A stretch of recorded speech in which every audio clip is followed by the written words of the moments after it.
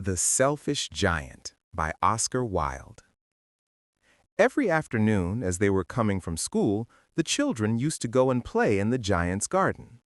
It was a large, lovely garden with soft green grass.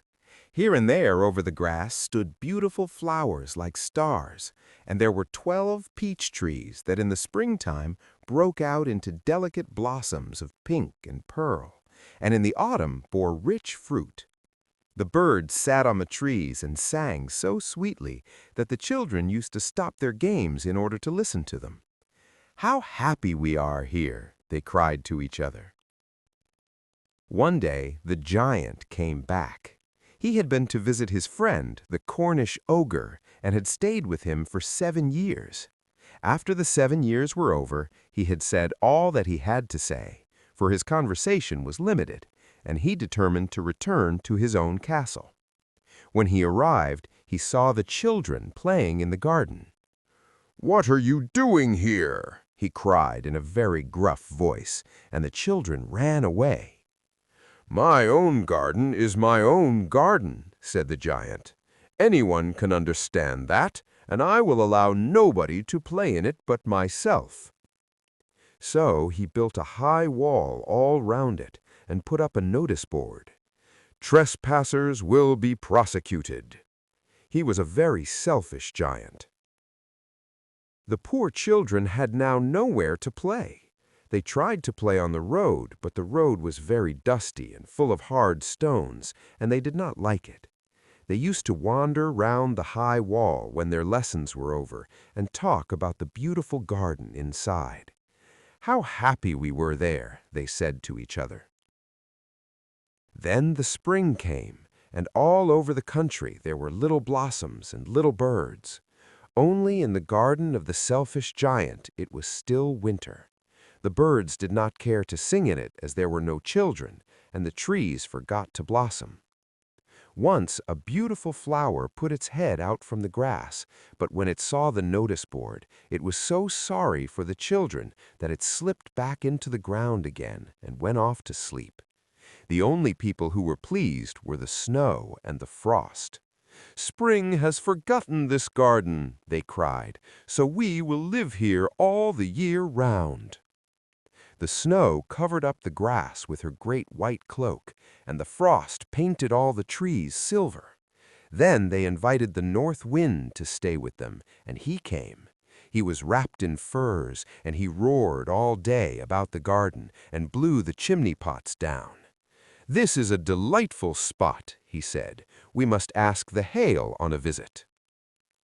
So the hail came. Every day for 3 hours he rattled on the roof of the castle till he broke most of the slates, and then he ran round and round the garden as fast as he could go. He was dressed in gray, and his breath was like ice. "I cannot understand why the spring is so late in coming," said the selfish giant, as he sat at the window and looked out at his cold white garden. "I hope there will be a change in the weather." But the spring never came, nor the summer. The autumn gave golden fruit to every garden, but to the giant's garden she gave none. "He is too selfish," she said. So it was always winter there, and the north wind and the hail and the frost and the snow danced about through the trees. One morning the giant was lying awake in bed when he heard some lovely music. It sounded so sweet to his ears that he thought it must be the king's musicians passing by. It was really only a little linnet singing outside his window, but it was so long since he had heard a bird sing in his garden that it seemed to him to be the most beautiful music in the world. Then the hail stopped dancing over his head, and the north wind ceased roaring, and a delicious perfume came to him through the open casement. "I believe the spring has come at last," said the giant, and he jumped out of bed and looked out. What did he see? He saw a most wonderful sight. Through a little hole in the wall the children had crept in, and they were sitting in the branches of the trees. In every tree that he could see there was a little child, and the trees were so glad to have the children back again that they had covered themselves with blossoms and were waving their arms gently above the children's heads. The birds were flying about and twittering with delight, and the flowers were looking up through the green grass and laughing. It was a lovely scene, only in one corner it was still winter. It was the farthest corner of the garden, and in it was standing a little boy. He was so small that he could not reach up to the branches of the tree, and he was wandering all around it, crying bitterly. The poor tree was still quite covered with frost and snow, and the north wind was blowing and roaring above it. "Climb up, little boy," said the tree, and it bent its branches down as low as it could, but the boy was too tiny. And the giant's heart melted as he looked out. "How selfish I have been," he said. "Now I know why the spring would not come here. I will put that poor little boy on the top of the tree, and then I will knock down the wall, and my garden shall be the children's playground for ever and ever." He was really very sorry for what he had done. So he crept downstairs and opened the front door quite softly and went out into the garden. But when the children saw him, they were so frightened that they all ran away, and the garden became winter again. Only the little boy did not run, for his eyes were so full of tears that he did not see the giant coming. And the giant stole up behind him and took him gently in his hand and put him up into the tree.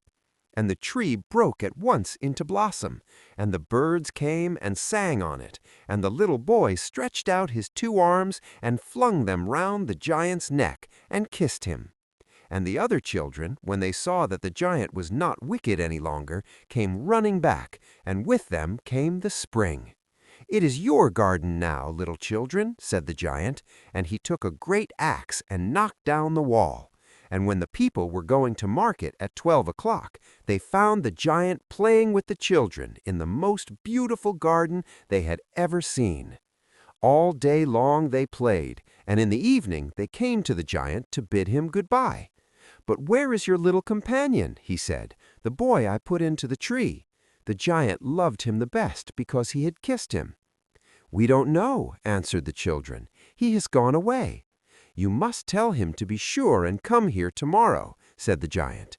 But the children said that they did not know where he lived and had never seen him before, and the giant felt very sad. Every afternoon when school was over, the children came and played with the giant, but the little boy whom the giant loved was never seen again. The giant was very kind to all the children, yet he longed for his first little friend and often spoke of him. "How I would like to see him," he used to say. Years went over, and the giant grew very old and feeble. He could not play about any more, so he sat in a huge armchair and watched the children at their games and admired his garden. "I have many beautiful flowers," he said, "but the children are the most beautiful flowers of all." One winter morning he looked out of his window as he was dressing. He did not hate the winter now, for he knew that it was merely the spring asleep and that the flowers were resting. Suddenly he rubbed his eyes in wonder and looked and looked. It certainly was a marvelous sight. In the farthest corner of the garden was a tree quite covered with lovely white blossoms. Its branches were all golden, and silver fruit hung down from them, and underneath it stood the little boy he had loved. Downstairs ran the giant in great joy, and out into the garden. He hastened across the grass and came near to the child. And when he came quite close, his face grew red with anger, and he said, "Who hath dared to wound thee?" For on the palms of the child's hands were the prints of 2 nails, and the prints of 2 nails were on the little feet. "Who hath dared to wound thee?" cried the giant. "Tell me, that I may take my big sword and slay him." "Nay," answered the child, "but these are the wounds of love." "Who art thou?" said the giant, and a strange awe fell on him, and he knelt before the little child. And the child smiled on the giant and said to him, "You let me play once in your garden. Today you shall come with me to my garden, which is paradise." And when the children ran in that afternoon, they found the giant lying dead under the tree, all covered with white blossoms. You are in the Silver Library. If you enjoyed the experience, like and subscribe for more.